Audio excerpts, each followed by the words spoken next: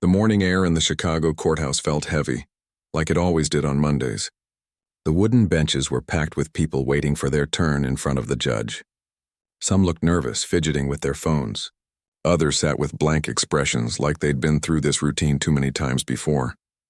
Tom Reed sat in the back row, trying to make himself as small as possible. His jacket was worn thin at the elbows, and his jeans had seen better days. He hadn't shaved in weeks, and his hair desperately needed a cut. In his lap, he clutched a beat-up violin case like it was the only thing keeping him anchored to the earth. Because in many ways it was. The bailiff called his name and Tom's stomach dropped. He stood up slowly, his legs stiff from sitting too long.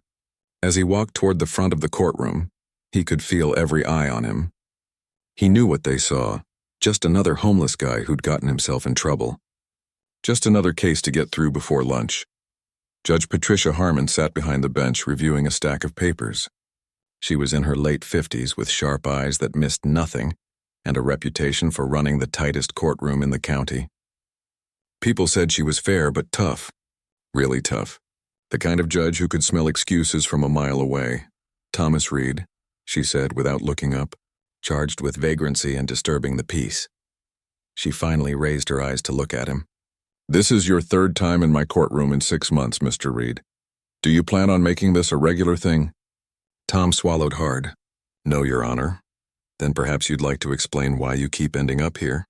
Before Tom could answer, the prosecutor, a young man in a crisp suit who looked fresh out of law school, stood up. "Your Honor, the defendant was arrested outside the Sterling Theater last Friday night. According to witnesses, he was making loud noise with a musical instrument, blocking the entrance and harassing patrons who were arriving for a symphony performance." Judge Harmon's eyebrow went up. "Harassing patrons?" "Well," the prosecutor glanced at his notes. "The theater manager, Mr. Gordon, claims that Mr. Reed's presence and his activities were scaring people away. Several patrons complained. The manager asked him to leave multiple times, but he refused." The judge looked back at Tom. "Is this true?" Tom felt his face flush. "I wasn't blocking anything, Your Honor. I was standing on the public sidewalk about 20 feet from the entrance, and I wasn't harassing anyone. I was just playing music." "Just playing music," Judge Harmon repeated, her tone making it clear she'd heard this kind of defense before. "And did you leave when asked?" I moved down the block. But then Mr. Gordon called the police anyway." The prosecutor shuffled through his papers. "Your Honor, I should mention that the defendant claims to be a professional musician. However, he has no employment records, no credentials, no proof of any formal training or professional experience. He's essentially been using this story to justify panhandling in high-traffic areas." Something flickered across Tom's face. Hurt, maybe, or anger. But he kept his mouth shut. Judge Harmon leaned back in her chair. She'd been on the bench for 20 years, and she'd developed a pretty good sense for when people were being honest and when they were feeding her a line. This man looked defeated, yes, but there was something in his eyes, something that didn't quite match the story she was hearing. "Mr. Reed," she said, her voice a bit softer now, "why were you outside the Sterling Theater specifically? There are plenty of street corners in Chicago." Tom hesitated. This was always the hard part, trying to explain without sounding pathetic. "I used to—" "I mean, I know that venue. I thought maybe the people going to see classical music might appreciate what? Your playing?" The judge's tone had shifted back to skeptical. "Yes, Your Honor," the prosecutor jumped in. "Your Honor, the defendant is clearly trying to profit off the theater's reputation. It's a form of fraud, presenting himself as a legitimate musician to trick people into giving him money." Now Tom's face really did show anger. "I'm not tricking anyone. I can play. I've been playing violin since I was 6 years old." "Then where are your credentials?" The prosecutor shot back. "Where did you study? What orchestra did you play with? Or are you going to tell us you're self-taught?" "I studied at the Eastman School of Music," Tom said quietly, "in Rochester, and I played with the Metropolitan Symphony for 4 years." The courtroom went quiet for a second. Then the prosecutor laughed, not meanly, but like he'd just heard the punchline to a joke. "The Metropolitan Symphony, right. Your Honor, I think we've heard enough." But Judge Harmon was still watching Tom. She was a patron of the arts herself. She'd been a season ticket holder at the Chicago Symphony for 15 years. She knew what it took to play at that level. And she also knew that the Metropolitan Symphony was one of the most prestigious orchestras in the region. That's quite a claim. Mr. Reed, she said carefully. It's not a claim, Tom said, and for the first time his voice had some strength in it. It's the truth. The prosecutor rolled his eyes. Your Honor, with all respect, if this man really played with the Metropolitan Symphony, what's he doing on the streets? It doesn't add up. Life doesn't always add up, Tom muttered. Judge Harmon tapped her pen on the bench. She was getting tired of this back and forth. She had 15 more cases to get through before noon, and this one was starting to give her a headache, but something was nagging at her. Maybe it was the way Tom held that violin case, careful, protective, like it mattered. Or maybe it was the look in his eyes when the prosecutor had laughed at him. Mr. Reed, she said finally, I'm going to be honest with you. I hear a lot of stories in this courtroom. Everyone's got a reason. Everyone's got an excuse. And most of the time, those stories are just that, stories. Now you're standing here telling me you're a professionally trained violinist who played with a major orchestra, but you have no proof, no ID showing any credentials, nothing but your word and that case you're holding. Tom's grip on the violin case tightened. The judge continued. You know what I think? I think you're a man who's fallen on hard times, and you've convinced yourself of a story that makes those hard times easier to bear. Maybe you took some violin lessons as a kid. Maybe you played in a school orchestra. But professional musician? Metropolitan Symphony? She shook her head. I think you're disrespecting the real musicians who've worked their whole lives to reach that level. Tom's jaw clenched. He wanted to argue, to defend himself, but what was the point? Nobody believed him anymore. He'd learned that lesson the hard way over the past few years. Judge Harmon was about to continue when something occurred to her. An idea. Maybe it was foolish, maybe it would just waste more time, but something about this case bothered her. She didn't like loose ends. You know what, Mr. Reed? She said suddenly. I'm going to make you an offer. Tom looked up, confused. The judge leaned forward. You claim you can play like a professional. So prove it. Play something right now in this courtroom. If you're as good as you say you are, if you can truly play at a professional level, then I'll personally apologize to you. I'll dismiss all charges. You'll walk out of here free. The courtroom suddenly felt very quiet. But, Judge Harmon continued, her voice sharp, if you're wasting this court's time with lies and excuses, I'm adding contempt of court to your charges. You'll spend 30 days in county jail. Do we have a deal? The prosecutor looked stunned. A few people in the gallery leaned forward. Even the bailiff raised an eyebrow. Tom stood there, his heart pounding so hard he could hear it in his ears. His hands were shaking. He hadn't played for a real audience in over a year. He'd been too scared, too broken. Playing on street corners for spare change was one thing. But this was different. This was everything on the line. Judge Harmon waited, her expression unreadable. Well, Mr. Reed, what's it going to be? Tom's throat felt dry. 30 days in jail if he failed. Freedom if he succeeded. But it wasn't really about jail or freedom, was it? It was about something deeper. It was about whether he was still the person he used to be, or if the streets had taken that away from him too. His fingers traced the edge of the violin case. Inside was the last piece of his old life. The only thing that hadn't been sold, lost, or stolen. He'd protected this instrument through everything. Sleeping in shelters, hiding from rain under bridges, going hungry so he could keep it safe. I'll do it, he said quietly. Judge Harmon nodded like she'd expected nothing less. Bailiff, return Mr. Reed's property to him. The bailiff, a broad-shouldered man named Officer Chen, walked over and handed Tom the violin case. Their eyes met for a second, and Tom saw something unexpected there. Not pity, maybe curiosity, maybe hope. Tom's hands trembled as he took the case. He set it down on the defense table and opened the latches. They clicked softly in the silent courtroom. When he lifted the lid, he heard someone gasp. Even after everything, the violin was beautiful. The wood glowed a deep amber color, its varnish still holding a shine despite years of wear. Tom had cleaned it just yesterday using an old t-shirt and water from a public fountain. It wasn't much, but he'd done his best. The prosecutor leaned over to look, and his smirk faded a bit. Whatever he'd been expecting, some cheap broken instrument from a pawn shop, this wasn't it. Tom lifted the violin carefully. It felt right in his hands, like coming home after a long trip. He checked the strings, plucking each one softly. They were old, but they'd hold. They had to. Whenever you're ready, Mr. Reed, Judge Harmon said. She'd folded her hands on the bench, her expression neutral. But Tom could see the challenge in her eyes. She didn't believe him. Nobody in this room believed him. And honestly, he couldn't blame them. He positioned the violin under his chin, adjusting it until the chin rest settled into that familiar spot on his collarbone. His left hand found the neck, fingers hovering over the strings. His right hand gripped the bow. For just a moment, muscle memory took over. His posture straightened. His shoulders relaxed. He wasn't a homeless man in a courtroom anymore. He was a musician about to perform. Then reality crashed back. His hands started shaking worse than before. "Problem, Mr. Reed?" the prosecutor asked, not quite hiding his satisfaction. Tom closed his eyes and took a deep breath. The shaking wasn't from fear. Well, not just fear. It was from cold. From hunger. From sleeping on concrete. From a body that had been pushed too far for too long. His fingers felt stiff, his muscles tight. When was the last time he'd practiced properly? Really practiced, not just played for spare change? "Just give me a second," he muttered.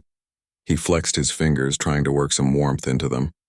In the old days, before a performance, he'd have spent an hour warming up. He'd have eaten a good meal. He'd have been rested, focused, prepared. Now he was running on nothing but desperation and pride. Judge Harmon checked her watch. "I don't have all day, Mr. Reed. I know. I'm sorry." He adjusted his grip on the bow, testing its weight. It felt heavier than he remembered. Or maybe his arms were just weaker. Someone in the gallery coughed. Tom heard whispers. People probably making bets on whether he'd even manage to play a note. He'd become entertainment. A spectacle. Just another sad story for them to tell over dinner. But then he thought about last Friday night outside the Sterling Theater. He remembered standing on that sidewalk, watching all those people in their fancy clothes walk past him like he was invisible. He'd been playing Vivaldi, the Four Seasons, Spring Movement, and a little girl had stopped to listen. She couldn't have been more than 7 years old. She'd stood there completely still, just listening. Her mother had tried to pull her away, but the girl had insisted on staying until he finished. Then she'd clapped. Just her, this one little kid clapping for him while dozens of adults rushed past without a glance. "Beautiful," she'd said. Her mother had dragged her away before she could say anything else, but that one word had stayed with Tom. Beautiful. Someone had heard him. Really heard him. That's when Mr. Gordon, the theater manager, had come out, red-faced and angry. "You're driving away customers," he'd shouted. "You're making this place look cheap. Get out of here before I call the cops." Tom had moved down the block like the judge said, but Gordon had called the police anyway, and now here he was, about to play for the toughest audience he'd ever faced. He opened his eyes and looked at Judge Harmon. "Your Honor, what would you like me to play?" The question seemed to surprise her. "You're asking me? You're the judge. You'll decide if I'm good enough or not, so you should pick the piece." A murmur went through the courtroom. Even the prosecutor looked caught off guard. Judge Harmon studied Tom for a long moment. "You know what? I'm a season ticket holder at the Chicago Symphony. I've heard some of the best musicians in the world. So let's make this interesting." She paused. "Play something from Beethoven. The Violin Concerto in D major, third movement." The prosecutor's eyes widened. A few people in the gallery who knew classical music gasped. Even Officer Chen looked worried. Tom felt his stomach flip. Of course she'd pick that. The Beethoven Violin Concerto was one of the most technically demanding pieces in the entire violin repertoire. It required perfect intonation, flawless bow control, and stamina that Tom wasn't sure he had anymore.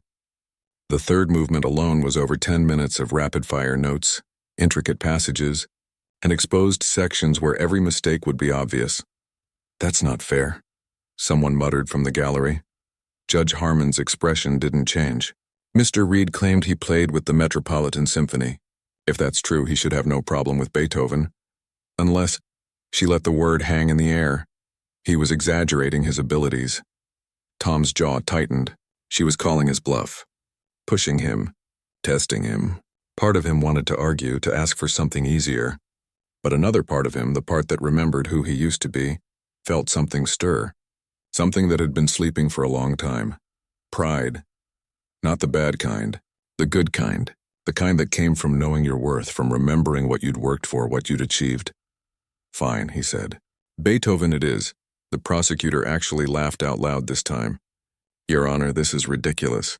He's clearly not— Let him play, Judge Harmon interrupted. We made a deal. I intend to honor it. The question is, can Mr. Reed? Tom didn't answer. He was already focusing, already preparing.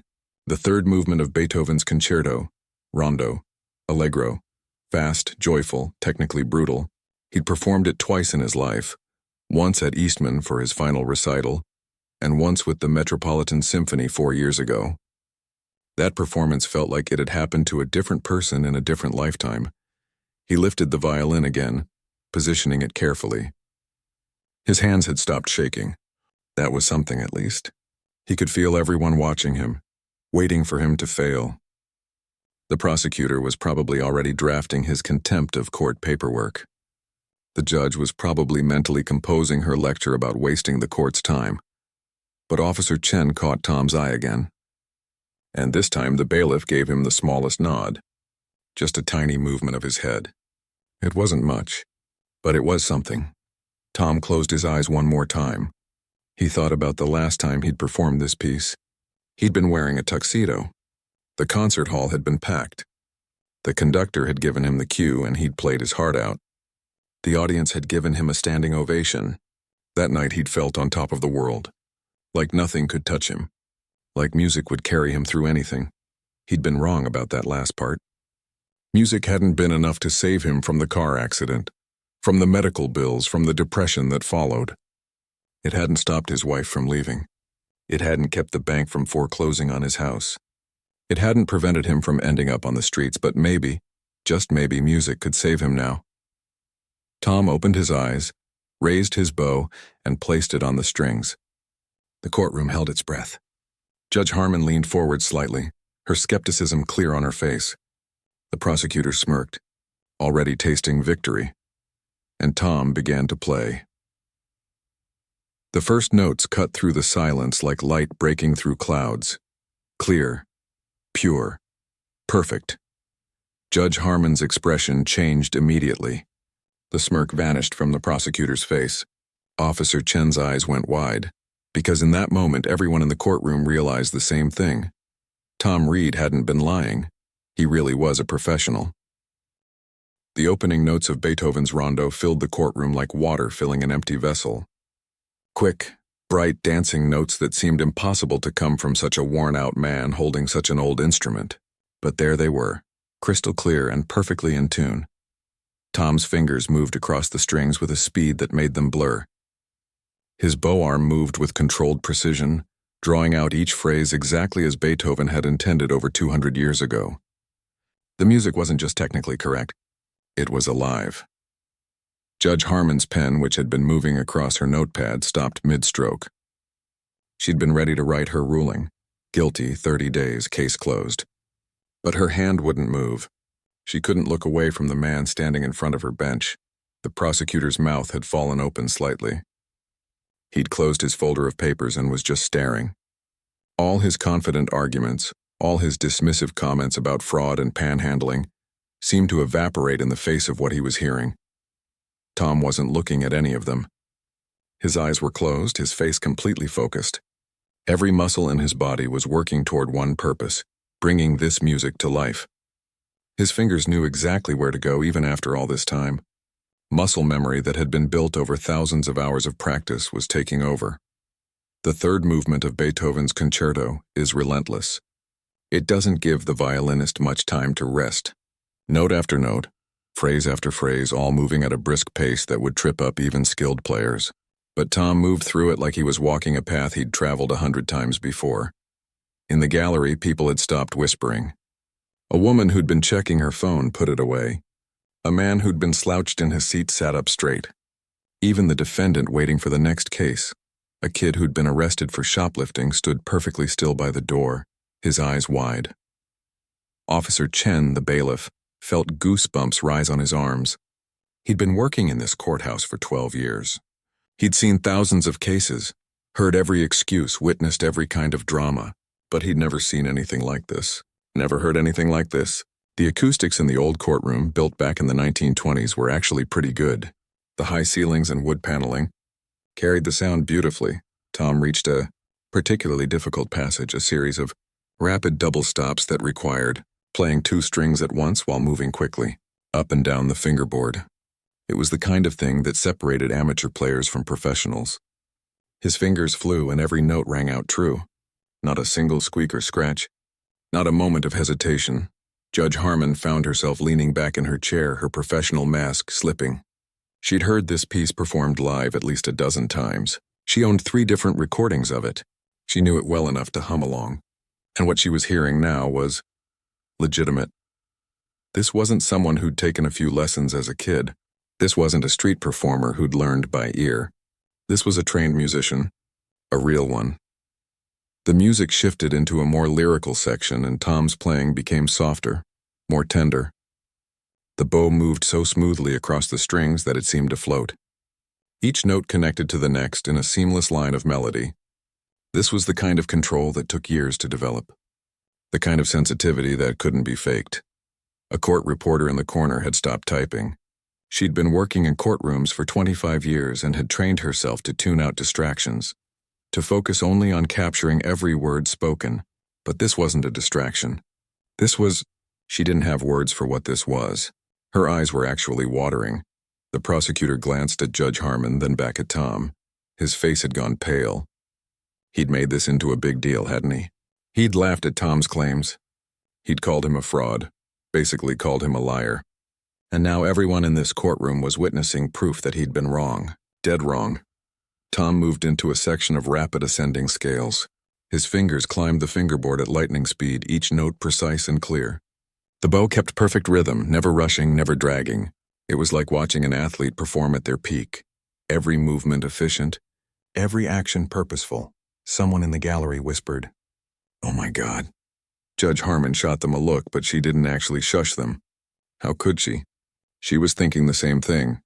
The piece built toward a dramatic high point, and Tom's whole body moved with the music. His worn shoes planted firmly on the courtroom floor. His shabby clothes and unkempt appearance no longer mattered. In this moment, he wasn't a homeless man accused of disturbing the peace. He was an artist, a musician at the peak of his craft, channeling something beautiful into the world. Officer Chen noticed that people from other courtrooms were gathering at the door. A clerk from Judge Morrison's courtroom next door, a few lawyers waiting for their cases, a janitor who'd been mopping the hallway. They all stood in the doorway, drawn by the music, watching in silence. Tom reached the cadenza, a solo section where the violinist gets to show off their technical skill and musical interpretation. This was the moment where everything was exposed. No orchestra to hide behind, no accompaniment to cover mistakes. Just one man and one instrument. Tom took the challenge head on. His fingers raced through rapid passages, then slowed for moments of pure melody. He played with the kind of confidence that only came from knowing your instrument inside and out, from understanding the music so deeply that it became part of you.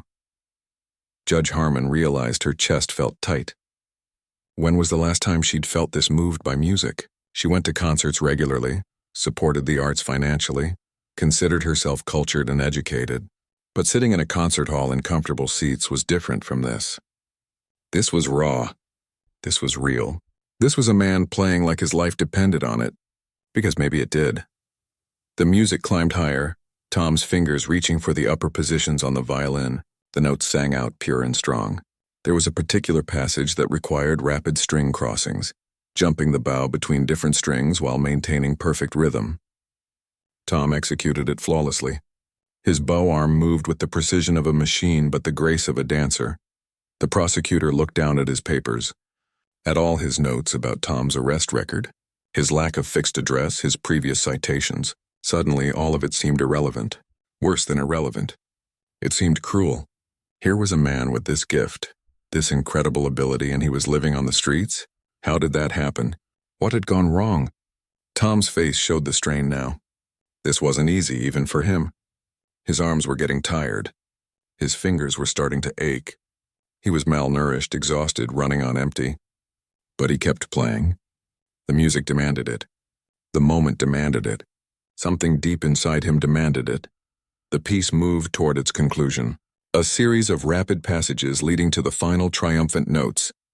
Tom's bow moved faster, his fingers flying. Sweat was forming on his forehead despite the cool courtroom air. His breathing was heavy. But the music never faltered. A few measures left.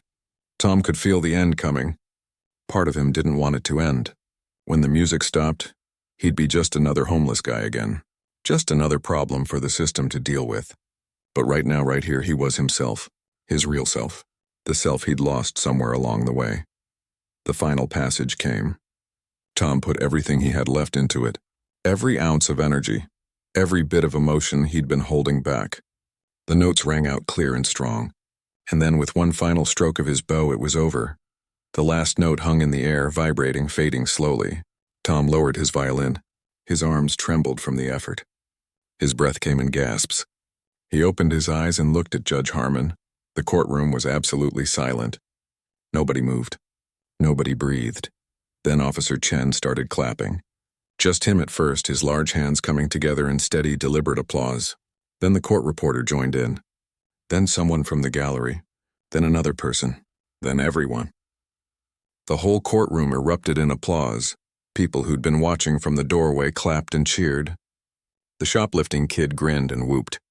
Even the prosecutor, after a moment's hesitation, began to clap slowly, his face unreadable. Tom stood there, violin in one hand, bow in the other, looking stunned. He'd played for spare change on street corners, and people usually just walked past. Maybe they'd toss $1 in his case without breaking stride. But this was different. These people were really seeing him, really hearing him. Judge Harmon sat motionless, her hands still on the bench. The applause continued around her, but she wasn't joining in. Not yet. She was staring at Tom with an expression that was hard to read. Her mind was racing, processing what she'd just witnessed, trying to reconcile the man standing before her with the case file on her desk. Finally, she raised one hand. The courtroom gradually quieted down. The applause died away. Everyone waited to hear what she would say. Judge Harmon cleared her throat. Her voice when she spoke was different than before, quieter, more careful. "Mr. Reed," she began, then paused. She seemed to be choosing her words very carefully. "Where did you learn to play like that?" Tom's grip tightened on his violin. This was it. The moment of truth. Not just about the charges, but about his whole story. About who he was and how he'd ended up here. "I told you, Your Honor," he said quietly. "I studied at Eastman. I played with the Metropolitan Symphony. That's all true. Every word of it." "Then how—" Judge Harmon stopped herself, shook her head. "I think you'd better tell us the whole story, Mr. Reed, and this time I'm going to listen." Tom stood there for a moment, still holding his violin. His hands had stopped shaking, but now they felt heavy, like all the energy had drained out of him. Talking about what happened was always harder than playing music. Music made sense. Music had rules and structure. His life falling apart. "That was just chaos, Your Honor," he started, then stopped. "Where did you even begin a story like his?" Judge Harmon gestured to the chair beside the defense table. "Sit down, Mr. Reed. Take your time." Tom carefully placed his violin back in its case and sat. The courtroom was still quiet, everyone waiting. He could feel all those eyes on him, but it was different now. Before, they'd been judging him. Now they were just listening. "I was second chair violin with the Metropolitan Symphony," Tom began. "That means I was the second most important violinist in the section, right behind the concertmaster. I'd been with them for 4 years. Before that, I spent 3 years playing with smaller orchestras, working my way up. And before that, I studied at Eastman, like I said. My teacher there was Dr. Helen Crawford. You can look her up if you want. She's still teaching." The prosecutor was writing notes now, but not in the aggressive way he had been before. He was actually taking Tom seriously. "I had a good life," Tom continued. "Not rich, but comfortable. Orchestra musicians don't make as much as people think, but it was enough. I had an apartment in a decent neighborhood. I had a wife, Rachel. We'd been married for 6 years. No kids yet, but we were planning on it. Everything was normal. Good. I practiced every day, played concerts on weekends, taught a few private students on the side. That was my life." He paused, his throat tight. This next part never got easier to talk about. 5 years ago, I was driving home from a rehearsal. It was raining. Not too hard, just a steady rain. I was stopped at a red light, just sitting there, probably thinking about the Brahms symphony we'd been working on. Then I heard tires squealing. I looked in my rearview mirror and saw headlights coming at me fast. Too fast. Judge Harmon's expression softened slightly. The driver behind me was drunk. He slammed into my car going about 50 miles an hour. My car got pushed into the intersection. Another car hit me from the side. Tom's hand unconsciously went to his left shoulder. I woke up in the hospital 3 days later. Broken collarbone, broken arm, dislocated shoulder, fractured ribs. My left hand was crushed. They had to do 2 surgeries just to save it. Someone in the gallery gasped softly. The doctors told me I might never play violin again. The damage to my hand was too severe. I had metal pins holding the bones together. The range of motion might never come back. Even if it did, the fine motor control needed for violin. They said to prepare myself for a different career. Officer Chen was listening intently, his arms crossed, his face serious. I spent 4 months in physical therapy. My insurance covered some of it, but not all. The bills started piling up. The Metropolitan Symphony held my position for 2 months, but then they had to fill it. They couldn't have an empty chair. I understood that. They gave me a small severance package, but it wasn't much. Rachel was working as a teacher, but her salary alone couldn't cover everything. The medical bills, the rent, the daily expenses. We burned through our savings in 6 months. Tom rubbed his face with his hands. The worst part wasn't the money, though. It was watching my hand slowly heal, doing the exercises every day, not knowing if I'd ever play again. Music was all I'd ever done. Since I was 6 years old, my whole life had been about the violin, and now that might be gone forever. The courtroom remained silent. Even the sounds from the hallway seemed distant. After about a year, my hand was as healed as it was going to get. I could move my fingers. I could grip things, but the precision was gone. The speed was gone. I picked up my violin and tried to play, and it sounded terrible. Like a beginner. All those years of practice, all that training, and I sounded like a kid scratching out Twinkle, Twinkle, Little Star. Tom's voice cracked slightly. That broke something in me. I fell into a depression. Bad depression. The kind where you can't get out of bed. Can't see the point in anything. Rachel tried to help. She really did. She was patient for a long time. But I wasn't the person she married anymore. I was angry all the time, bitter. I pushed her away until finally she left. I don't blame her. I wouldn't have wanted to live with me either. Judge Harmon's pen was still. She wasn't writing. Just listening. Without Rachel's income, I couldn't pay rent. I got evicted. I moved in with a friend from the orchestra for a while, but that couldn't last forever. I couldn't get a regular job because I had no skills besides music. I'd spent my whole life learning one thing, and now I couldn't do it anymore. I ended up in a shelter, then on the streets. And what about family? Judge Harmon asked quietly. Parents, siblings. My parents died when I was in college. Car accident, actually. Ironic, right? I have a brother, but we haven't spoken in years. He told me to get a real job when I said I wanted to be a musician.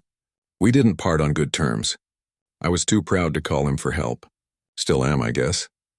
The prosecutor shifted in his seat, looking uncomfortable.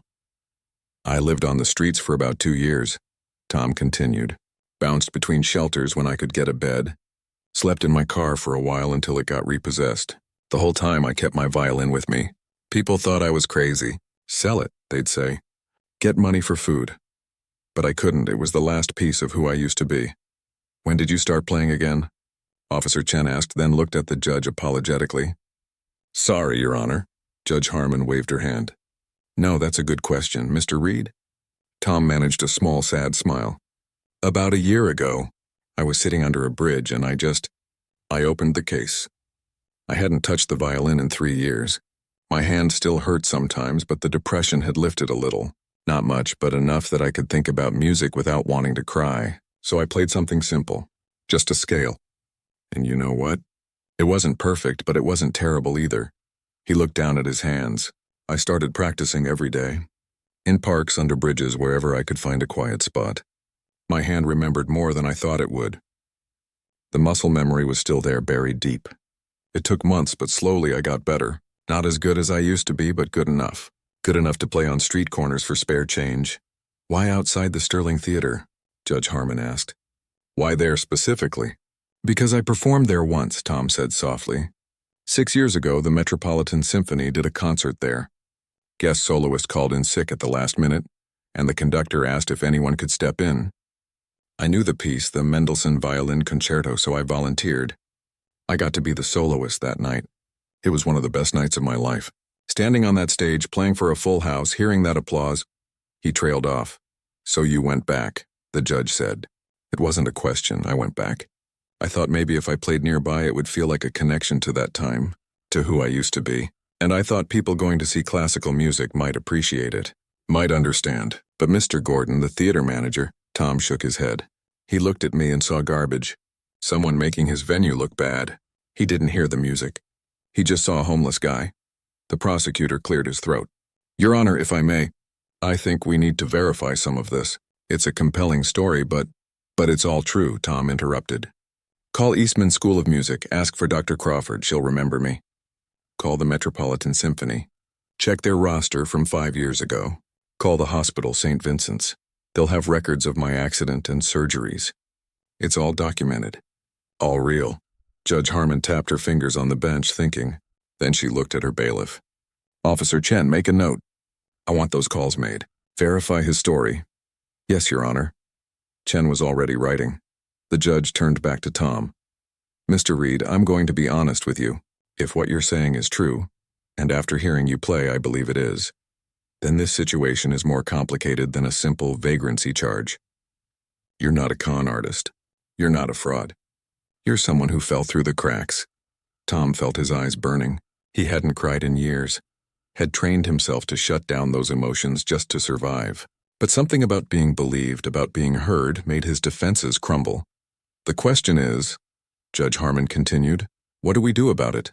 I can dismiss these charges. That's easy. But then what? You go back to the streets? You keep playing on corners until someone else arrests you? That's not a solution. That's just delaying the problem, she leaned forward. Here's what I'm going to do. First, charges dismissed. All of them. You were right, Mr. Reed. You're a legitimate musician and you have every right to play in public spaces. Second, I'm going to make some calls myself. I know people in the arts community. We need to get you connected with resources, mental health services, housing assistance, maybe even opportunities to play professionally again. Tom's voice was barely a whisper. Your Honor, I don't know what to say. Don't say anything yet, Judge Harmon replied. Let's see what we can actually do first. But Mr. Reed, what I heard today was extraordinary. You have a gift. It would be a crime, a real crime, to let that gift waste away on the streets. She banged her gavel. Court is adjourned for 15 minutes. Officer Chen, please escort Mr. Reed to my chambers. We have phone calls to make. Judge Harmon's chambers were nothing like the formal courtroom. Books lined the walls, certificates hung in simple frames, and a coffee maker sat on a small table in the corner. Tom sat in a leather chair that had seen better days, his violin case resting against his leg. Officer Chen stood by the door and the judge was already on her phone. Helen? Hi, it's Patricia Harmon. Yes, from law school. Listen, I need to ask you about a former student. She paused, listening. Thomas Reed. He says he studied violin with you at Eastman about 10 years ago. Tom's heart pounded. What if Dr. Crawford didn't remember him? What if she'd retired or moved? What if Judge Harmon's eyebrows went up? He was one of your best? She glanced at Tom with a new expression. What happened to him? Another pause. I see. Well, he's sitting in my office right now. Long story. Would you be willing to verify his credentials if needed? She nodded. Thank you, Helen. I appreciate it. She hung up and immediately dialed another number. Metropolitan Symphony Administrative Office, please. While she waited, she looked at Tom. Dr. Crawford remembers you very well. She said you were one of the most talented students she ever taught. She also said she was heartbroken when you stopped responding to her emails after your accident. Tom felt shame wash over him. He'd cut off everyone from his old life. It had hurt too much to stay connected to a world he thought he could never return to. The judge got through to the symphony office. She asked about Tom's employment history, his position, the dates he worked there. The person on the other end must have confirmed everything because Judge Harmon just nodded and said, Thank you. That's exactly what I needed to know. 3 more phone calls followed. Each one verified a piece of Tom's story. The hospital records, the accident report, the insurance claims. It was all there, all documented, all real. By the time she finished, Officer Chen was shaking his head in disbelief. Your Honor, Chen said, I've seen a lot of people come through this court, but I've never seen anything like this. Neither have I, Judge Harmon admitted. She turned to Tom. Mr. Reed, everything you told us checks out. Dr. Crawford even mentioned the Mendelssohn performance at the Sterling Theater. She said you were brilliant that night. Tom didn't trust himself to speak. He just nodded. The judge pulled out a notepad and started writing. Here's what we're going to do. First, I'm calling Catholic Charities. They have a housing program for people transitioning off the streets. It's not fancy, but it's safe and clean. You'll have a room, access to showers, meals. They also have mental health counselors on staff. I want you to talk to someone, Mr. Reed. What you've been through, the accident, the loss, the depression, that's trauma. You need help processing it. I can't afford— It's free, she interrupted. Or mostly free. They work on a sliding scale. Given your current situation, you'd qualify for full assistance, she kept writing. Second, I'm calling the Community Arts Center on the South Side. They run music programs for underprivileged kids. They're always looking for instructors, especially for strings. The pay isn't great, but it's something. And it might feel good to teach again. To pass on what you know. Tom felt something stirring in his chest. Hope, maybe. Or possibility. He'd forgotten what either of those felt like. Third, Judge Harmon continued, I'm going to make a few calls to people I know in the music community. No promises, but there might be opportunities for you to play again. Not with a major orchestra right away, that'll take time. But chamber groups, church performances, community concerts. Small steps. Your Honor, I don't know how to thank you, she held up a hand. Don't thank me yet. This is just the beginning. The hard work is still ahead of you. Getting back on your feet, rebuilding your life, that's on you. I'm just opening some doors. You have to choose to walk through them. I will, Tom said firmly. I promise, Officer Chen's radio crackled. He stepped outside to respond, then came back in with an odd expression. Your Honor, there's someone here asking to see you. Says it's urgent. It's Mr. Gordon from the Sterling Theater. Tom tensed. The man who'd had him arrested. The man who'd looked at him with disgust and called the police. Judge Harmon raised an eyebrow. Send him in. Mr. Gordon entered the chambers looking uncomfortable.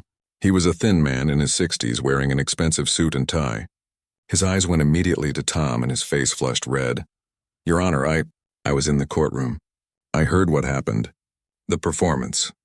The story. He twisted his hands together. I came to apologize. Tom stared at him, not sure what to say. Mr. Gordon turned fully toward Tom. Mr. Reed, I'm sorry. I saw a homeless man outside my theater and I made assumptions. I didn't listen to your music. I didn't see you as a person. I just saw a problem I wanted to remove. That was wrong. Deeply wrong. The silence in the room was heavy. I remember that Mendelssohn performance 6 years ago, Mr. Gordon continued. I was there that night. I remember thinking the soloist was exceptional. That was you, wasn't it? Tom nodded slowly. I heard you play today and I recognized it. The same feeling, the same beauty. And I realized I had you arrested for sharing that gift freely on a public sidewalk. Mr. Gordon's voice cracked. I'm ashamed. Truly ashamed. Judge Harmon watched this exchange with interest but said nothing. Mr. Reed, Mr. Gordon said, the Sterling Theater has a community outreach program. We host free concerts for schools, seniors, underserved communities. I'd like to offer you a position. Not permanent employment. I can't promise that yet. But regular performing opportunities paid.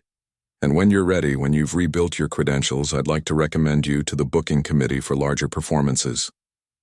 Tom felt dizzy. Was this really happening? An hour ago, he'd been facing jail time. Now this, why? Tom asked quietly. Why are you doing this? Mr. Gordon met his eyes. Because I need to make this right, and because the world needs to hear you play. What you have is rare, Mr. Reed. It would be a crime to let it go to waste. Judge Harmon stood up. Gentlemen, I think we have the beginning of a solution here. Mr. Gordon, I'll need that offer in writing. Mr. Reed, I'll expect you to follow through on the housing and counseling programs. And both of you, she looked between them, I want to hear that this is working. Officer Chen will check in with you both in 30 days. Yes, Your Honor, they said in unison. 2 months later, Tom stood backstage at the Sterling Theater. He was wearing a borrowed suit that didn't quite fit, but it was clean and pressed. His violin was in his hands, freshly restrung with new strings that Mr. Gordon had paid for. His hair was cut, his face shaved. He had an apartment, tiny but his own. He'd been seeing a counselor twice a week. He'd started teaching violin to 8 kids at the Community Arts Center. But tonight was different. Tonight was his first real performance in 5 years. Through the curtain, he could hear the audience filling the seats. It wasn't a huge crowd, maybe 150 people, but it was a start. The program was billed as Community Classics Night, featuring local musicians who'd fallen on hard times and were making comebacks. He peeked through the curtain and saw familiar faces. Judge Harmon was in the third row. Officer Chen sat beside her with his wife. Dr. Crawford had driven 4 hours from Rochester to be there. Even the prosecutor from his case had shown up, looking slightly embarrassed but clapping politely. 5 minutes. "Mr. Reed," a stagehand whispered. Tom's hand started to shake, but this time it was just nerves. Good nerves. The kind performers were supposed to have. He did some breathing exercises his counselor had taught him. In through the nose, out through the mouth, present moment. Here and now, Mr. Gordon appeared beside him. "How are you feeling?" "Terrified," Tom admitted. "Good, that means you care." Mr. Gordon smiled. "You're going to be wonderful. I heard you rehearse yesterday." The audience is in for a treat. The lights dimmed in the house. The stagehand gestured. "You're on." Tom walked onto the stage. The spotlight was bright, warm. The audience applauded politely. He could see their faces in the front rows, supportive, curious, hopeful. He positioned his violin, took one last deep breath, and began to play. He'd chosen Bach, the Chaconne from Partita No. 2. It was a piece about loss and redemption, about falling into darkness and finding light again. It was 15 minutes of the most emotionally demanding music ever written for solo violin. It was perfect. As Tom played, he wasn't thinking about the past 5 years. He wasn't thinking about the accident or the streets or the pain. He was just thinking about the music, about the notes flowing from his instrument into the air, connecting him to every person in that room. Reminding everyone that beauty could survive anything, that art mattered, that he mattered. When he finished, there was a moment of silence. Then the audience rose to their feet. All of them. Judge Harmon was wiping her eyes. Officer Chen was grinning. Dr. Crawford was beaming with pride. Even strangers who'd never heard his story were clapping and cheering, because what they'd just experienced was real. It was human. It was true. Tom lowered his violin and, for the first time in 5 years, allowed himself to smile. Really smile. Not because everything was perfect, it wasn't. He still had a long road ahead of him. But he was on that road now. He was moving forward. He was alive again. And as the applause washed over him like a wave, Tom Reed understood something profound. He'd never really lost his music. It had been with him all along, waiting patiently for him to find his way back home.